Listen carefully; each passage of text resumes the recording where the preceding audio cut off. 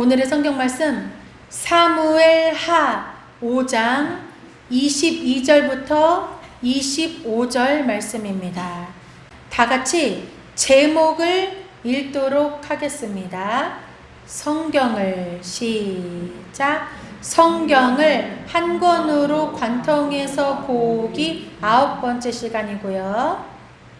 사무엘하는 첫 번째 시간이에요. 지난주까지 계속 사무엘상만 했거든요. 오늘부터 사무엘하고요. 그 다음 부제목이 있어요. 하나님 나라 시작. 하나님 나라 왕의 자세 두 번째입니다. 우리를 하나님 나라의 왕으로, 하나님 나라의 제사장으로 만드실 거라 그랬어요. 그래서 우리가 갖추어야 할 자세에 대해서 함께 살펴보도록 하겠습니다. 먼저 오늘 본문 사무엘하 5장 22절부터 25절까지 다 같이 봉독하시겠습니다. 블레셋 사람이 다시 올라와서 르바임 골짜기에 편만한지라 다윗이 여호와께 묻자온대 가라사대 올라가지 말고 저희 뒤로 돌아서 뽕나무 숲을 맞은편에서 저희를 엄습하되 뽕나무 꼭대기에서 걸음 걷는 소리가 들리거든 곧 동작하라. 그때에 여호와가 네 앞서 나아가서 블레셋 군사를 치리라 하신지라.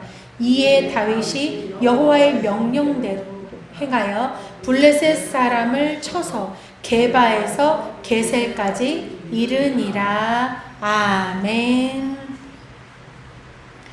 자, 오늘 하나님 말씀 사무엘하 5장 22절에서 25절 말씀을 함께 봉독을 했습니다. 지난번에 보던 내용 이어서 계속 그 다음 내용을 하도록 하겠습니다. 첫 번째, 다윗과 요나단의 사랑입니다. 요나단은 아시다시피 이스라엘의 첫 번째 왕 사울 왕의 아들입니다. 하지만 이는 다윗을 너무나 사랑했습니다. 하나님께서 처음에 사랑하시던 사울을 왕으로 세웠으나 지난 시간에 배운 바와 같이 사울은 점점 하나님보다 사람을 두려워하고 악신이 임하여서 하나님께 그만 버림을 받게 됩니다. 그리고 두 번째로 하나님은 이스라엘 두 번째 대통령으로 다윗을 세우시는데 다윗은 어려서부터 하나님을 사랑하고 하나님을 의지하던 자였습니다. 이런 다윗은 요나단이 다윗을 너무 사랑했고 자기가 사울의 아들인데 내가 왕이야, 내가 왕위 계승자야 라고 말할 법도 했을 텐데 요나단은 그런 마음 없이 다윗을 사랑하고 섬겼습니다. 사울에게 있는 그 요나단이라는 아들은 아버지와 달리 상당히 괜찮은 아들이었습니다. 요나단은 다윗을 너무 사랑하는데 그 사랑은 인간적인 사랑이 아니라 하나님 안에서 서로 영혼이 이어지는 거룩한 사랑이었던 것입니다. 요나단은 다윗을 자기 생명같이 사랑하여 더불어 언약을 맺었으며 라고 사무엘상 18장 3절에 나와 있습니다. 요나단이 다윗을 사랑하기를 자기 생명처럼 사랑했다는 뜻입니다. 요나단의 입장에서 보면 어떤 면에서는 다윗이 자기 왕좌, 자기 보위를 위협하는 정적이었습니다. 그러나 요나단은 하나님의 다음 계획이 다윗에게 있구나. 그거를 알았기에 자신이 왕이 될 권리를 기꺼이 포기하고 자기의 친구인 다윗을 온 마음을 다해서 도와줍니다. 아버지 사울이 다윗을 죽이려고 했을 때도 다윗에게 미리 그 계획을 알려주고 피하게 도와주었습니다. 요나단의 모습 속에서 우리는 예수님의 모습이 보입니다. 하늘의 영광은 이 땅에 있는 귀족들, 왕족들과 비교가 되지 않습니다. 온 천군 천사와 사람들이 굴복하고 무릎을 꿇는 그 아름다운 장면. 하지만 예수께서는 그 영광을 다 버리고 우리들을 위해서 자기의 모든 것을 기꺼이 내어주셨지요. 요나단에게서 우리는 예수 그리스도의 이런 면이 보이게 됩니다. 요나단의 권리 포기와 헌신이 없었다면 다윗은 절대 왕이 되지 못했을 것입니다. 마치 바울이 되기까지 바나바가 있었던 것처럼 말입니다. 하나님의 뜻에 자신을 다 내려놓을 수 있었던 사람, 나보다는 다른 사람을 세워주기를 기뻐했던 사람이 바로 요나단입니다. 요나단은 이 시대에 우리가 갖추어야 할 진정한 영성의 모델이라고 생각을 해봅니다. 그 다음, 동역자들에게 죽음의 위협을 당하는 다윗입니다. 이 내용은 사무엘상 30장에 나와 있습니다. 다윗이 블레셋의 왕 아기스 왕의 부름을 받아 잠시 시글락이라는 곳에 떠나 있게 되었습니다. 그때 아말렉 사람들이 시글락에 머물던 다윗과 그들의 동역자 600명이 있었는데 그 600명의 처와 자식들을 빼앗아서 가고 재산, 재물까지 다 빼앗아가는 사건이 생겼습니다. 아말렉이 다윗의 백성을 처자와 재물까지 빼앗은 사건.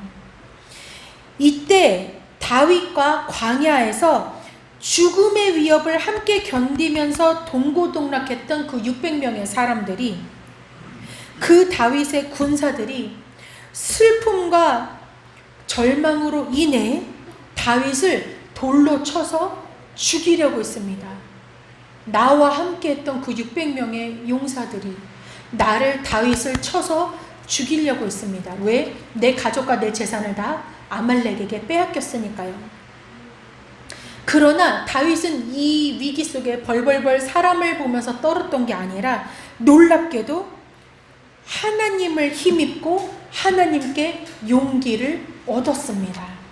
여러분이라면 이런 상황에 하나님 빨리 부를 수 있습니까? 사람들이 다 나한테 뭐라 그러고 나를 공격하고 못 잡아먹어서 안달일 때 하나님의 이름을 부를 수 있습니까? 우리는 그렇게 되어야 할 줄로 믿습니다. 아멘. 광야에서 평생 희로애락을 함께한 가장 신뢰하고 가장 가까웠던 사람들이 자기 자신 다윗을 죽이려고 했을 때 다윗이 느꼈던 배신감이란 건 얼마나 깊었을까요? 다윗은 깊은 배신감에 좌절할 수 있었음에도 불구하고 하나님을 힘삼아서 일어났습니다. 만일 내가 시글락에서의 다윗이었다면 어떤 심정이었을까요? 다윗과 같이 가장 가까운 사람들에게 상처받아 본 적 있습니까? 내 남편, 내 아내, 내 부모, 내 자식? 나에게 가장 가까이 있는 이웃들에게 상처받아 본 적이 있습니까? 그 상처를 다윗처럼 하나님 안에서 풀기를 예수님의 이름으로 축원드립니다. 아멘. 사무엘상 31장은 사울, 이스라엘 첫 번째 왕 사울의 최후를 다루고 있습니다. 사울은 사무엘 선지자에 의해서 하나님께 택함을 받았으나 나중엔 버림을 받았지요. 상당히 오랜 기간 15년 동안이나 왕좌에 앉아 있었던 사울입니다.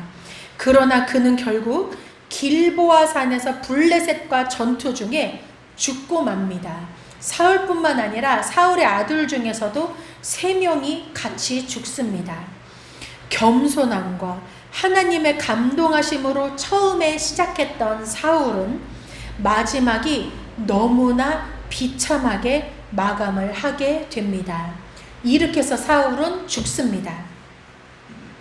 여기서 잠깐 다윗에 대한 평가를 해보자면, 다윗은 하나님을 향한 전심, 온전한 마음을 다한 그런 심정을 가지고 있던 자였습니다. 다윗 이야기는 사무엘상 16장부터 사무엘상 31장까지 나오는데, 흔히 사울과 다윗 그리고 솔로몬을 평가할 때 이런 말이 있습니다. 사울은 하나님께 대해 무심했고 다윗은 하나님에 대하여 전심을 다했고 솔로몬은 그 반심입니다. 이렇게 이야기를 합니다. 다윗은 하나님께 마음이 합한 자라고 인정을 사도행전에 받을 정도로 그는 하나님께 자기의 온 마음을 다한 자입니다. 우리는 살면서 어떻습니까? 돈, 가족, 내가 하고 싶은 것 때문에 마음이 나뉘어질 때가 얼마나 많습니까? 나 하나님 사랑해요. 근데 정신 차려보면 내가 하고 싶은 일, 내가 소중한 것에 올인을 하고 있는 나 자신을 발견하게 되는 것입니다. 다윗처럼 우리는 하나님께 내 마음, 온 마음, 전심을 다하여야 될 줄 믿습니다. 신약 성경은 왜 다윗은 하나님 마음에 합했다라고 사도행전 13장에서 그렇게 말씀하고 계실까요? 사울과 다윗의 차이점은 무엇일까요? 사실 죄의 질로 보면 다윗이 더 나쁜 것 같지 않나요? 다윗은 남의 아내를 빼앗은 것도 모자라 유부녀를 빼앗았는데, 그 유부녀를 밧세바, 그 여자의 이름이 밧세바인데 우리야 장군의 아내 되는 사람, 그 밧세바를 빼앗아서 임신을 시켰는데, 그 임신한 거를 숨기려고 그 남편 우리야 장군을 전쟁의 제일 선봉에 앞세워서 전사하게 만들어 버립니다. 그래서 자기가 임신시킨 그 밧세바를 합법화를 하게 됩니다. 얼마나 나쁜 죄의 질입니까? 우리야 장군이 죽은 것이 랍바성이라는 곳이었는데, 다윗이 이 랍바성에서 면류관을 만들어 쓰고 승전 기념식을 합니다. 우리야가 죽은 그 성에서 말입니다. 반면 사울은 다윗처럼 간음하거나 살인, 교사, 불륜 이런 거는 저지르지 않았습니다. 그런데 다윗이 하나님 마음에 왜 합한 자라는 것입니까? 도대체 죄의 질로 보면 다윗이 몇 배는 더 나빠 보이는데 말입니다. 다윗과 사울의 차이점은 하나입니다. 뭐냐면 전심으로 돌이킨 회개인가 아니면 회개할 생각이 없는가 입니다. 우리 중에 죄 짓지 않는 사람이 어디 있습니까? 다윗처럼 사울처럼 다 죄를 짓지요. 나는 저런 사람이 짓는 죄는 적어도 안 지어. 이게 죄입니다. 하나님 앞에 가면 그 소리 못합니다. 우리는 하나님 앞에 누구나 죄가 있는데 다윗처럼 그리고 잘못했다고 말하고 완전 돌이키는 사람이 있고, 사울처럼 잘못한 거를 아무리 주의 종들을 통해 주변에 있는 사람들을 통해 가르쳐줘도 나는 회개할 생각이 없는 사람들이 있다는 것입니다. 이 두 부류 중에 누구나 한 부류에 속하게 됩니다. 나는 어디에 속하는 사람일까요? 다윗은 회개할 때도 침대를 다 적셔가면서 울면서 전심으로 회개했습니다. 옛날에 어떤 꼬마가 근데요 꼭 울어야 돼요? 저한테 물어보더라고요. 수련회 때. 그래서 내가 꼭 울어야 되는 건 아닌데 하나님과 성령님이 내 마음에 들어왔을 때는 저절로 눈물과 콧물이 터져서 내 힘으로 멈출 수가 없게 돼 라고 설명을 해주었습니다. 다윗은 눈물과 콧물을 다 쏟으면서 하나님께 진짜 전심으로 회개를 했습니다. 반면 사울은 전혀 회개하지를 않았습니다. 다윗이 하나님의 마음에 합한 자라는 건 모든 행동이 마음에 들었다라는 뜻이 아니고, 그가 하나님께서 너 잘못했어 라고 지적을 해주시면 침상을 눈물로 적셔가면서 돌이킬 수 있는 회개의 마음을 가지고 있는 자였기 때문에 하나님이 내 마음에 합하다 라고 말씀하시게 된 것입니다. 나는 어떻습니까? 눈물과 콧물을 다 적셔가며 하나님께 회개하고 있습니까? 솔직히 말하면 난 그 정도로 잘못한 게 없는데, 난 저 사람보다도 깨끗하게 사는데 라고 생각하면서 살지는 않으십니까? 성령이 임재하셔서 내가 무엇을 잘못했는지 깨닫게 하시고 그 죄를 회개케 하는 역사가 내 삶에 일어나시기를 예수님의 이름으로 축원드립니다. 아멘. 자, 잠시 표를 하나 보겠습니다. 자, 이제부터 사무엘 하를 살펴볼 텐데요. 오랫동안 사무엘 상을 보셨지요. 이제 사무엘 하로 오늘부터 넘어가려고 합니다. 사무엘 하를 간단히 이렇게 표로 요약을 해봤는데, 왼쪽에 있는 제목을 보면 다윗의 승리, 그리고 오른쪽에 보면 다윗의 실패라고 적었습니다. 그리고 다윗의 승리는 1장부터 10장이고 다윗의 실패는 11장부터 24장까지인데 그걸 세분화해서 또 세 가지로 나누어 보았습니다. 첫 번째, 다윗의 승리 제일 밑에 보면 다윗의 치적은 업적이라는 뜻입니다. 다윗의 업적에 대해서 나와 있는 부분이고요.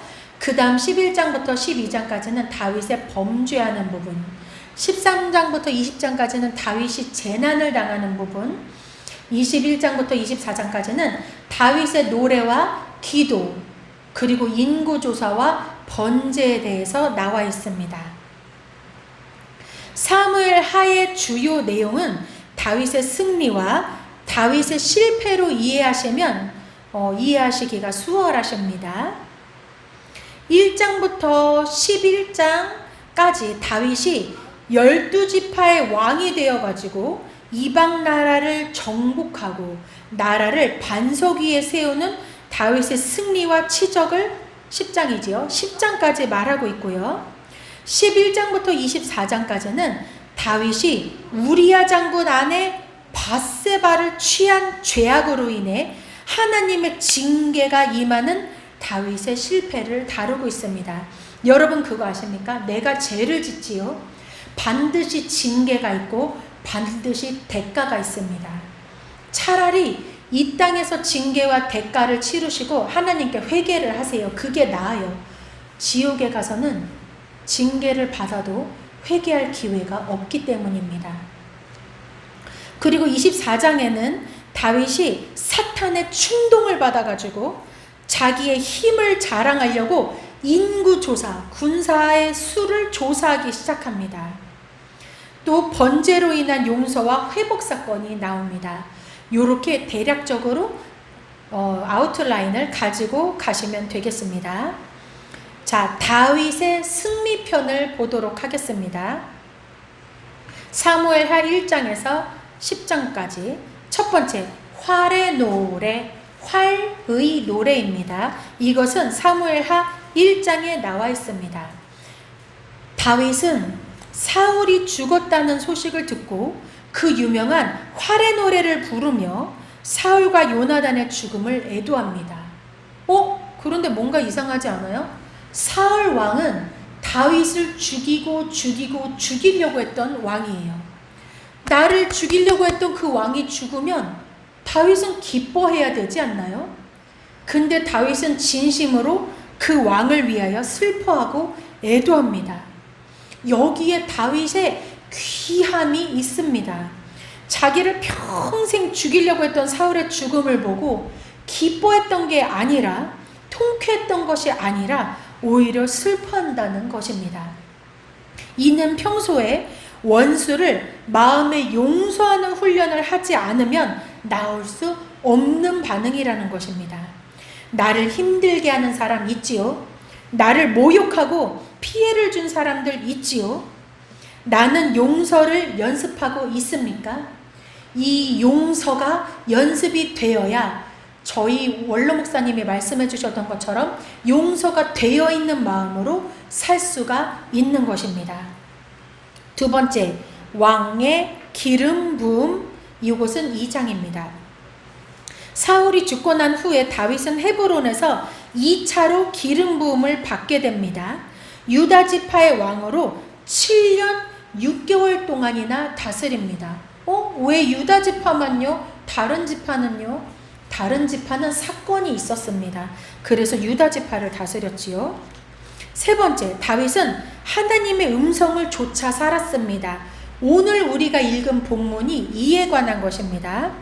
다윗은 하나님의 음성을 좇아 살았습니다. 헤브론에서 유다 지파의 왕이 되기 전에 다윗은 하나님께 물어봅니다.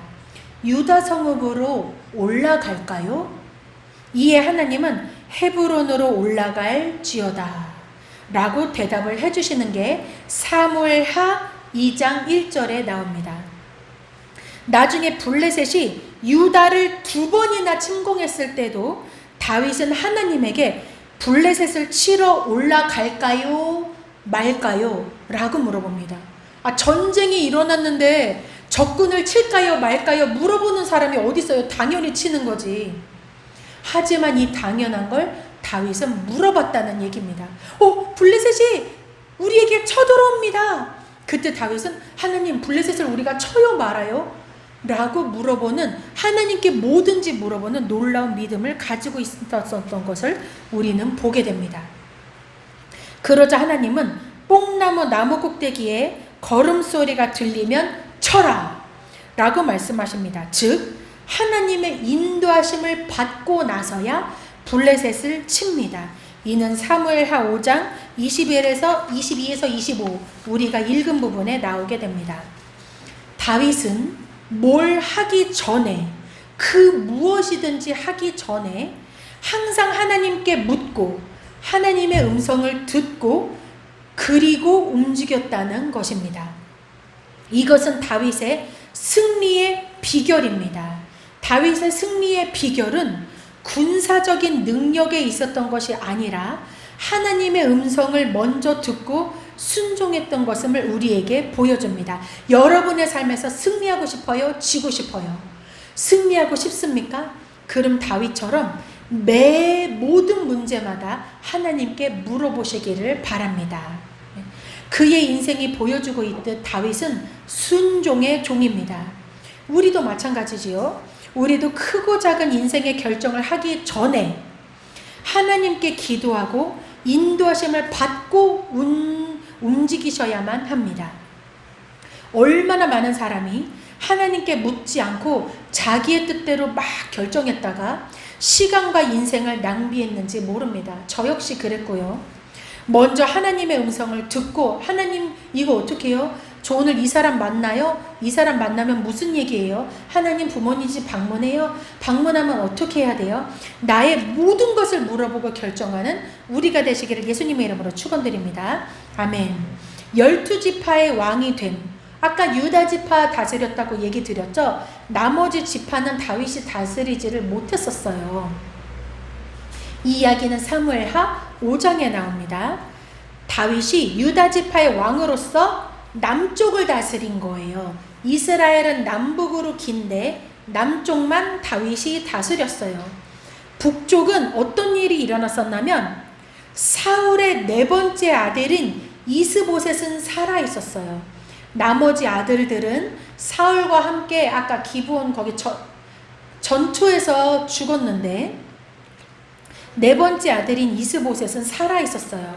그래서 아브넬 장군이라는 사람이 사울 임금님의 4번째 아들 이스보셋을 왕으로 세워가지고 나머지 지파들을 다스리고 있었어요. 실제로 실권은 이 아브넬 장군에게 있었어요. 아브넬 장군은 사울의 4번째 아들인 이스보셋을 왕으로 세워서 나머지 지파들을 모두 다스리고 있었습니다. 다윗은 유다 지파의 왕이 된 지 7년 6개월 동안 유다를 다스린 후에야 비로소 12지파의 왕이 됩니다. 여기도 큰 사건이 있었지요. 그의 나이가 그때 37세였습니다. 그때 다윗이 야, 하나님께 기름 부음 받은 사람이 나지 너희들이야? 라고 말하면서 대판 싸우지 않았습니다. 다윗은 하나님께 기름 부음을 받았는데도 불구하고 그 북쪽에 있는 그 11지파나 10지파 그 나라를 응징하러 그 지파들을 응징하고 통일한 게 아니라 하나님의 때를 기다렸다는 것입니다. 다윗은 자신이 아닌 사울 가문에서 나온 이스보셋이 왕이 되어 이스라엘 여러 지파의 왕이 된 것을 알고 있었지만 다윗은 유다 지파의 왕으로서 하나님이 자신에게 이스라엘 전체를 그 전체의 왕으로 삼으실 그날까지 기다리고 기다렸다는 것입니다. 그랬더니 어떤 일이 일어나느냐? 자중질환이 일어났습니다. 자기들 속에서 서로 까고 까이고 하더니 무너져가지고 자중질환으로 인해 10지파가 헤브론으로 건너와서 12지파로 합쳐지면서 통일 왕국의 왕이 다윗이 됩니다. 통일 왕국의 왕이 되어달라고 할 때까지 다윗은 하나님 앞에 때를 기다렸던 사람인 것입니다. 우리도 마찬가지입니다. 아무리 중요한 일이 있어도 하나님의 방법은 우리의 방법과는 다르고 하나님의 때는 우리의 때와는 다릅니다. 하나님의 때와 방법을 신뢰하면서 기다려야 합니다. 하나님이 사용하실 때가 반드시 있습니다. 점점 강성해지는 다윗. 사무엘하 5장 10절의 이야기입니다. 다윗은 이후 여부수 사람들이 사는 예루살렘을 정복하고 이 성을 다윗성이라고 부릅니다. 그리고 만군의 여호와 하나님이 다윗과 함께 계셨으므로 다윗은 점점 강성하게 됩니다. 6번째, 법궤에 대한 다윗의 열정입니다. 사무엘하 6장에 나와 있습니다. 다윗은 왕이 되자 가장 먼저 법궤를 성으로 옮겨옵니다. 언약궤는 이스라엘 백성의 신앙 중심이기 때문입니다. 하나님의 말씀, 하나님의 임재가 있는, 하나님의 다스림이 있는 법궤를 수도로 옮김으로써 통치의 중심에 하나님을 모셨다는 것입니다. 이 언약궤는 예전에 엘리의 아들들이 블레셋과의 전쟁에서 빼앗겼다가 하나님이 블레셋의 신 다곤 신상을 부수자 놀란 블레셋 사람들이 베세메스로 옮겼었지요. 그 후에 기럇 여아림에 있는 아비나답의 집에 20년간이나 머물렀으나 별 일이 일어나지 않았었고, 그리고 나서 아비나답의 집에서 놀라운 일이 있었지요. 이제 다윗은 언약궤를 예루살렘 성으로 가져오기 위해 많은 준비를 했고 아비나답의 집으로 왔습니다. 그런데 이 과정에서 아비나답의 아들 웃사가 죽는 일이 벌어집니다. 언약궤를 소에 싣고 이동하다가 소가 뛰는 바람에 언약궤를 웃사가 그만 손으로 넘어지지 않게 언약궤를 탁 잡았습니다. 여기서 드러난 것처럼 하나님의 임재가 있는 거룩한 언약궤를 부정한 손으로 만져서는 안 됩니다. 그렇기 때문에 옛날에 우리가 구약시대를 생각해보면 하나님께서 언약궤는 반드시 언약궤 옆에 있는 고리에다 긴 막대기를 껴서 반드시 제사장들이 어깨에 메고 운반하도록 분명히 명령을 하셨다는 겁니다. 그런데 다윗은 이 중요한 것을 세상에 지키지 않고 제사장들의 어깨가 아닌 소가 이끄는 수레에다가 궤를 운반하려고 했습니다. 이것 자체가 문제였던 것입니다. 민수기에 의하면 하나님의 법궤는 레위 자손 중에서도 고핫 자손들, 그 고핫 자손이 어깨에 메고 운반하도록 하셨다는 것입니다. 어기면 죽임을 당하게 됩니다. 그럼에도 의문점이 있습니다. 웃사가 소들이 펄쩍펄쩍 뛰어서 법궤가 넘어질까봐 탁 잡은 건데 그게 그렇게 죽을 만큼 정말 잘못을 한 것입니까? 물론 성물을 만지는 자는 죽임을 당할 것이다 라고 분명히 말씀하셨죠. 그에 따라 죽었다고 하면 할 말은 없지만 이 본문은 그렇게 단순하지 않고 영적인 의미를 담고 있습니다. 먼저 웃사는 말씀을 무시한 사람이었습니다. 법궤는 반드시 제사장들이 어깨에 메고 운반해야 합니다 라고 말을 했음에도 불구하고, 알고 있었음에도 불구하고 웃사는 이거를 무시했습니다.